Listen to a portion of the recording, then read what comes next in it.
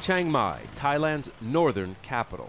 Life moves slower here than the bustle of the nation's capital, Bangkok. But the last 2 decades have seen rapid economic growth, and at the same time, the province has earned a spot on Thailand's political map. The Shinawatra family is from here. Billionaire Thaksin was prime minister, ousted by a coup in 2006. His sister Yingluck also held the job until 3 years ago. She too was unseated by a coup.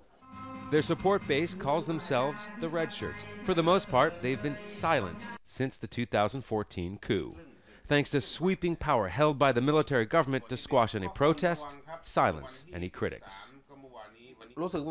I am proud to be Thai, but the situation for the country now is not something to be proud of. Our country has moved backwards. Pechawat Patanapong Siarikun started the first Red Shirt group. He says they have gone dormant, but will wake up if the government does not come through with its promises of reconciliation and elections. We'll come out and gather in protest if the government doesn't fulfill the roadmap promises, because the country needs to move forward. We need an election and a democracy. In Thaksin's favorite noodle shop, his image still hangs on the walls, despite fleeing Thailand years ago to avoid corruption charges. Just outside Chiang Mai City, here in the hometown of the Shinawatra political dynasty, the support for the Red Shirts is unwavering. But some feel that since the coup, the nationwide support is fading. And if things don't change soon, it could mean the end of the Red Shirts altogether. One historian thinks that the idea behind the Red Shirts won't completely evaporate. So there must be some kind of movement of this group of people.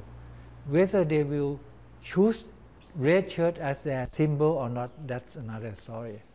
Book Republic opens its doors to those who want to speak out about the government. The owner's been questioned by the army 5 times. It's a favorite for university students. If you were to ask if I'm proud to live in a country where we are constantly being told what to think, that's when it gets hard. There's no beauty in stolen freedom.